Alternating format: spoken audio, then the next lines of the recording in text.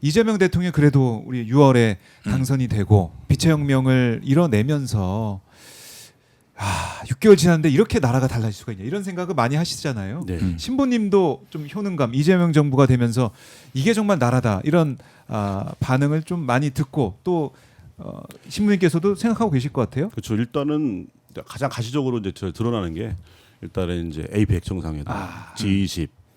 저는 지금도 상상하면 섬뜩한 게 저 자리에 윤석열과 김건희가 있다면 하면 너무 소름 끼쳐요. 그런데 그 자리에 이재명 대통령이 서서 각국 정상들과 이야기하고 네. 할 때 그리고 이재명 대통령 바라보는 그 시선이 옛날 윤석열을 패싱하던 그 무시하고 하던 그런 모습과 너무 다르거든요. 달라요. 그러니까 그 장면 하나하나 보면 옛날에는요 부끄러웠어 정말. 저런 대통령을 갖고 있는 나라 그리고 그 무시당하는 것 자체 물론 그 무시당할 만한 그런 행동을 하고 그런 사람이기 때문에 뭐 마땅해 보이긴 하지만 그것이 사실 대통령이지 않습니까? 우리 대통령. 그렇죠. 우리 그래서 대표인데. 너무 굴욕적이고 그런데 이번에 이런 에펙이나 G20 정상회담을 보면서 그 다른 각국 정상들의 태도나 이런 네. 모습 보면 존중하는 것이 보입니다.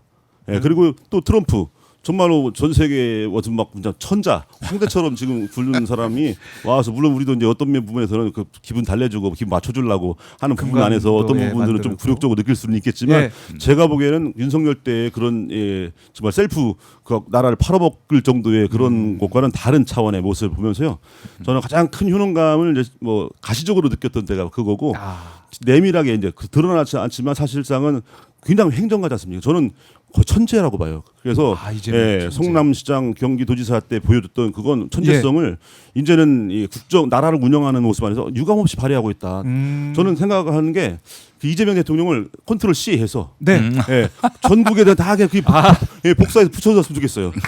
그러면 정말 대단하겠다는 생각이 드는데 이재명 대통령 혼자라서 너무 안타깝습니다. 그래서 다른 분들이 그런 국민들의 또 염원을 잘 받드는 이런 모습들을 좀 잘 같이 함께 따라서 잘 했으면 하는 그런 생각인데요. 그래서 저는 지금 정말 여러 가지로 뿌듯합니다. 뿌듯하고 행복하다. 우리 신부님 이제 이재명 대통령 말씀하시면서 표정 자체가 확 달라지셨어요. 너무 표정이 좋아지십니다. 얘기하는 것만. 아마 저뿐이 아니라 많은 분들이 그럴 것 같습니다. 저도 그렇습니다. 마찬가지입니다. 압도적 행정 능력. 압도적 행정 능력. 4년 동안 이만큼 못 해주면은 누구도 공직은 꿈꾸지 말아야 한다. 이게 하나의 상식이 돼야 한다고 말씀드렸잖아요. 제가. 맞아요. 최근에 이제 업무 보고를 제가 보면서 와 국민의 시각에서 관료들을 리드한다는 말은 뭐냐면은 관료들의 어떤 속임수에 넘어가지 않는 이런 대통령 모습 보면서 야 정말 이게 바로 우리가 기대했던 내란 청산 정부의 그 어떤 기대했던 바가 아닌가 하는 생각이 들어요. 사실 지난 정부 특히 뭐 문재인 정부 얘기해서 죄송하지만은 그때 관료들한테 말려들었거든요. 그래서 뭐 될 일도 안 되고 안 될 일도 되고 뭐 이런 일들이 많았는데 답답했죠. 근데 이제는 관료들을 리드하면서 관료들이 어떤 욕망과 꼼수를 쓰는지 이미 쫙 부처님 손바닥 보듯이 그냥 정확하게 이해하는 대통령을 보면서 좀 안도의 한숨을 내쉬게 되고 감탄이 나옵니다. 네, 정치를 축구로 비유하면 뭐 손흥민, 뭐 메시, 호날두 정도 그 정도 아니겠는가. 장점을 합친 것 같은.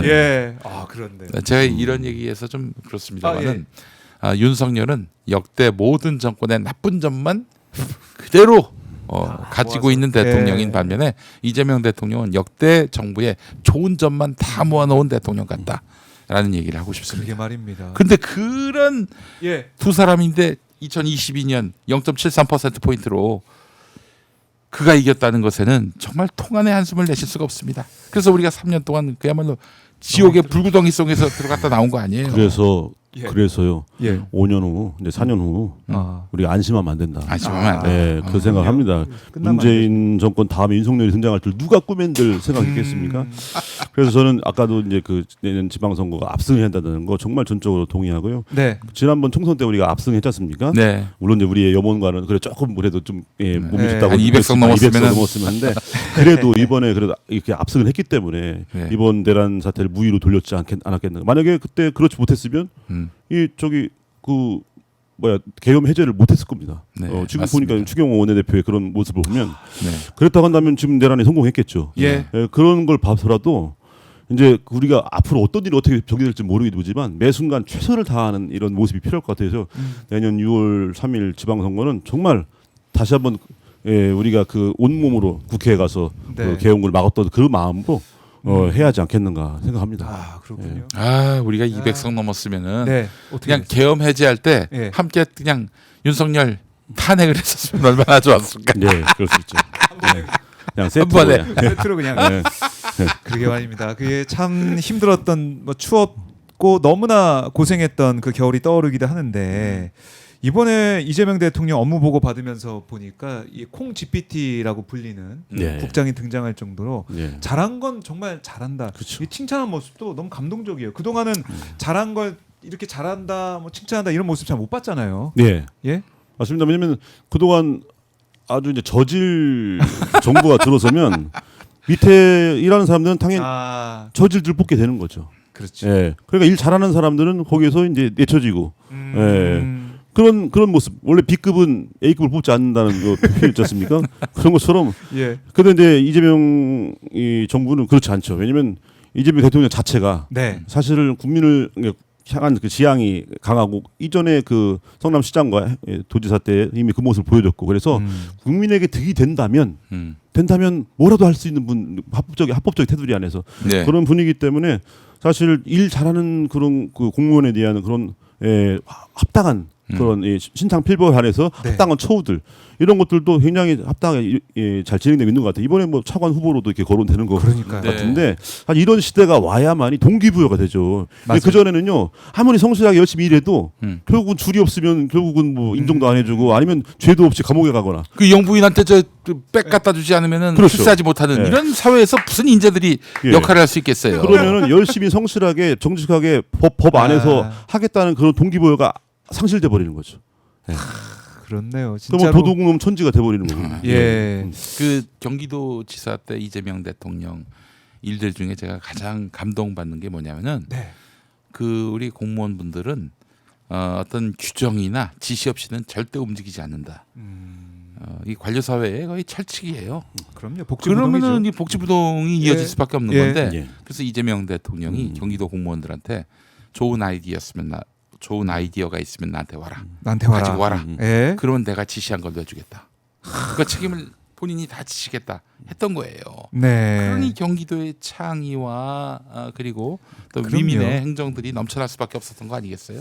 그게 그 일이 지금 대한민국 전체에서 일어나고 있다. 네. 기대가 큽니다. 네. 그래서 올해 이제 6개월 이재명 대통령 6개월 우리가 겪어봤지만 음. 앞으로 남아 있는 임기 더 정말 우리 대한민국 발전하는 일들, 성장하는 일들, 또 사회적 약자들이 보듬어질 수 있는 그런 일들이 많이 일어날 것이다. 이렇게 기대를 해봅니다. 제가 우리 예. 성탄절을 맞아서 음. 국민의힘에 메시지를 하나 내겠습니다. 아 국민의힘에 네, 국민의힘이 사실은 자력으로 좋은 정치를 해서 국민들에게 박수 받을 길은 없어 보이고 그래서 민주당과 이재명 정부의 실책으로 어떻게 한번 모면해 보겠다 이런 마음을 갖고 있는 것 같은데 사실 실제로도 정치 현장에서는 상대의 어떤 악수 실패 네. 이런 걸로 이제 자기가 점수 따는 그런 어떤 정치의 네. 그 어떤 메커니즘이 있어요. 있긴 하죠. 예. 예. 그러나 이재명 때에는 그런 걸 기대하면 안 된다. 근데 자신 있게 제가 얘기합니다. 네. 이재명 대통령은 실수를 기회로 승화시킬 수 있는 능력을 가진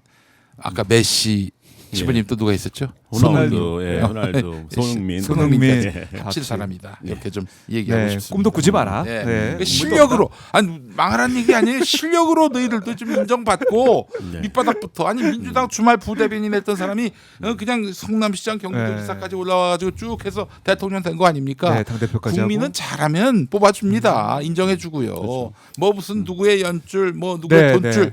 그런 거 이제 안 따집니다. 21세기 대한민국 국민은요. 불과 10년도 안 돼서 두 번의 민주혁명을 일으킨 국민들은요. 그럼요. 그 안목이라는 게 있어요. 안목이라는 촛불혁명, 게. 빛의 혁명 이뤄냈습니다. 국민들도 그래서 많이 변하는 것 같아요. 예. 왜냐하면 실제로 효능감을 몸으로 체험하니까. 음. 그래서 지금 윤핵관 세력이 뭐 목소리는 막 악다운이 치니까 높지만 실제 이재명 대통령에 대한 지지율은 높잖아요. 네. 그렇더라고요. 예. 그렇단 말이에요. 몸으로 느끼니까. 예.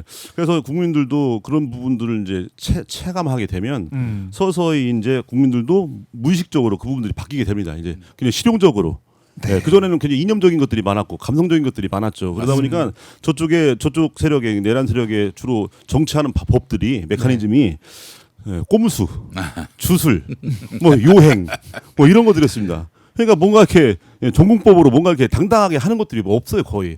그러다 보니 이제는 이제 그게 그런 시대를 거쳐서 이제는 뭔가 상식적으로 뭐가 공정하고 정당하게 이루어지니까 네. 이런 메커니즘이나 이런 제도 이런 체제 안에서는 그 주술 꼼수 유행이 설 자리가 없는 거예요.